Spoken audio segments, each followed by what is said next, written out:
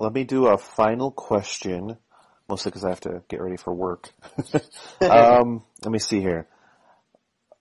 I'm gonna kind of change it. There's a lot of good questions, and I do apologize to people listening if we weren't able to get to them. Listen, you call the shots. You're the boss, and I'm your guest. But if you feel like there's a part two somewhere in this that's worthy and viable, I'm happy to do it. Well, you know what? We'll talk about a part two later. We'll give some time to let this one soak in, but I'd totally be down for part two. Especially come like product reveal starting to happen with Hasbro. I'd love to get your take on what you're seeing and so forth. As a fan, not necessarily as an industry person, but as a fan. So let me ask you then. So you spent about like 4 years on the team at Bandai, correct? A little bit less. I think, let's see, I got there August of 13 and left in October of 16. So really just only a little bit over 3 years. It feels like more because we had so many themes, through that 3-year window. But I came in while Megaforce was still playing itself out. Yeah. Pre-dev and full dev on, Super Megaforce. Both years of Dino and then 1 year of Ninja, but with a movie in there as well. And really blowing out Legacy as a proper, full-on business unto itself. I lied. I have 2 questions for you. My first question is just a selfish one because there is an answer to it. The quote I got was, one day, hopefully we can talk about why it didn't happen. Anything you can share on why we never got the quote-unquote Talon Ranger from Dino Charge, whether just in the property itself, and there's some back and forth on it because I know one of the actors for Dino Charge, Yoshi Sudarso, had mentioned that, originally the Silver Ranger is going to be called the Talon Ranger, but that doesn't jive with the actual product because you have a Silver Ranger Dino Charger and a Talon Ranger Dino Charger. Right. And from what I've been clued in, and there is actually a story as to why that character never eventually got adapted. Is there any answer you can give to people on that one? Who are just curious, as to far as why that wouldn't, or maybe if you can't answer it, maybe kind of lead an answer, so to speak? I'll do you better. I will give you the full, total, open kimono answer on that. Cool. And that is, in the year before I left, we were developing we hoped would be a really cool, Walmart exclusive, which was called Heroes vs. Villains. Mm-hmm. And they were 2 packs. They were meant to be matchups that were very meaningful through the recent years. In some cases, just like Hasbro always has done with Star Wars and Marvel, reusing existing tooling, but maybe doing a deco exclusive change.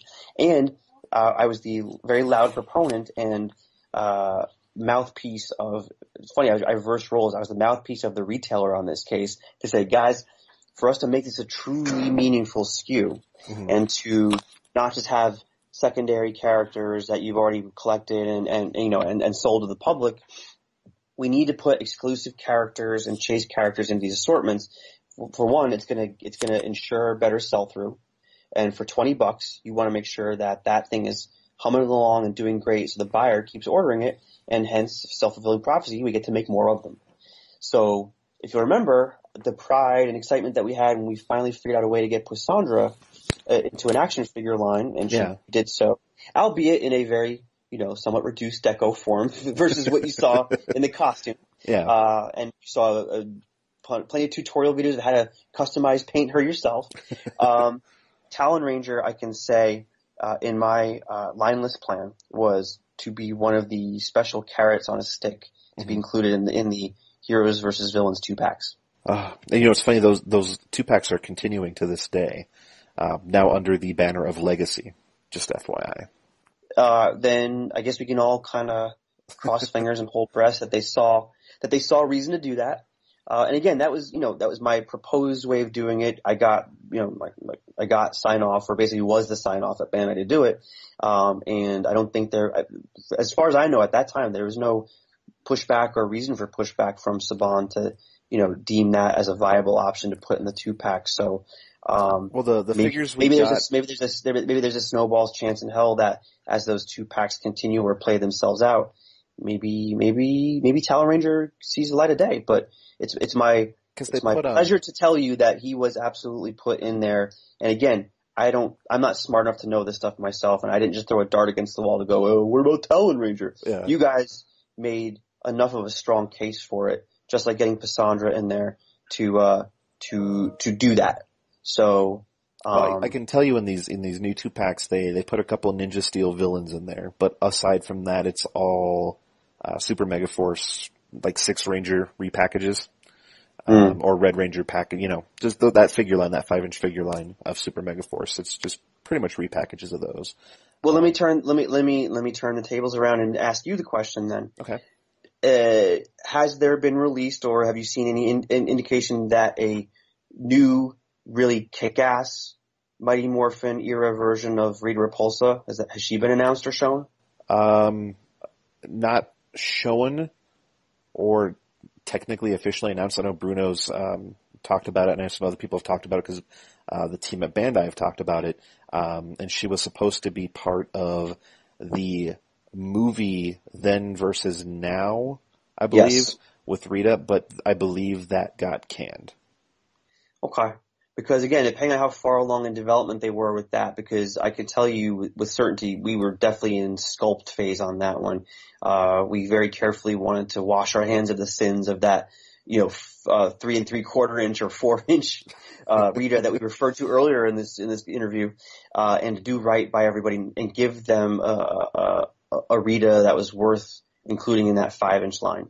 And again, and naturally, there were always discussions too about making sure she, again, old school Mighty Morphin Rita made her way into the proper legacy line figures as well. But, yeah, even without Then and Now as the anchor to put, both Miss Elizabeth Banks and classic Rita in the same, package, because, we did have an extension line for the movie on deck should the movie have done well. If they got further enough along in that phase, and if they were in sculpt phase, or even a step past that when I left, there should be reason to think that they, unless by abandoning Then and Now, they also then effectively killed the tooling on that, then you're not going to get it. But if there was steel cut in that figure, they just didn't then make the next step to release it in the heroes versus villains, good versus evil thing. Yeah. Well, then they could have and should have, because I think you guys would have been pleased with how that sculpt is coming out. And it would have been a great way to get a better Rita out there.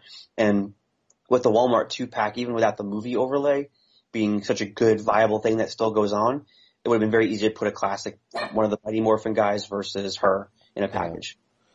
Well, maybe So that's a bummer. Maybe, there's still, a year left, so, maybe there's still a couple things left to be shown off for the final quarter next year. So we'll see. So I'm going to end this whole thing with one last question, which is just pretty much an overview. So 3 months and a handful of days working on the property, or 3 years and a handful of days, working on the property. When you look back, what is the one memory you have, or the one moment you have that stands out to you the most, as far as that's the go-to moment or memory when you think back to your time on the brand? There's one that really stands out, and it was I won't say it was a turning point or a corner being turned for me, but it was one of those moments where I realized, again, I talked earlier, but when we talk about my current job, I talk about how all paths, good, bad, dirt road, or paved with gold, lead you to where you are right now in the moment of your life, right? Mm-hmm. I had a very gratifying moment that made me go, oh my God, I am so glad I joined the Power Rangers team. Mm-hmm. At my first San Diego Comic-Con, or I believe it was San Diego, my first Comic-Con with the team, I think, it was definitely San Diego. Yeah. When we offered the gold Dragon Dagger. And the reason I say that was because not only did that item just look and feel amazing, and Brian still has his. It's in his office down the hall. And every now and then I just pick it up and look at it and go, God, we killed it on this one. The night before the show fully kicked off, and we were as a company, we were still figuring out how to do Comic-Con right. At that point, they had just done the previous year where they had the Gosei Morpher, and that was amazing, right? I mean, the turnout for that was fantastic. And I'll give you another little bit of glimpse into Greg's world. At that point, I had already interviewed for the job to join Power Rangers, and I hadn't heard anything back for a month.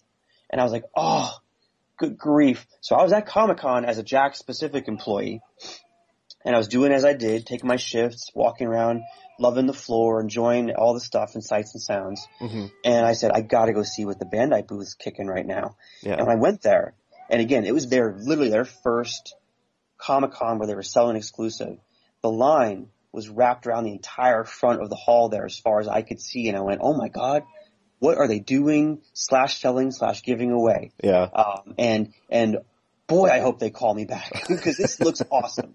Fast forward a year later, and that moment that you just asked me to relay, that moment where what made it all worth it, it was that turning point of everyone was huddled inside of our booth, and people were legitimately scared at the amount of people surrounding our booth because we had a different location there for that year. Yeah. And you could 360 circle the booth to get around it, look at stuff and all that. And to the right of us was just a wall and a hallway and a wall. Yeah. And it was the pandemonium for the Dragon Dagger and for what was going on with the keys was so strong that the entire team huddled inside the booth. And this was, I guess it was preview night. Mm-hmm. I can't remember if it was because we had a sell strategy and we were going to sell that first night, or because we didn't, and that's where the uproar was for, because that we weren't selling it.